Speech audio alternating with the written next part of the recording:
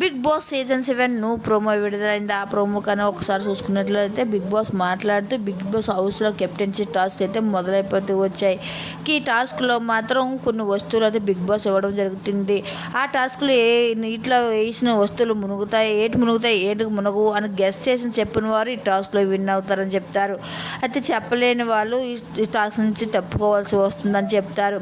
అయితే ఇక శోభాకి, అమర్కి, అలాగే ప్రియాంకకి, తేజకి ఈ టాస్క్ అయితే పెట్టడం జరుగుతుంది.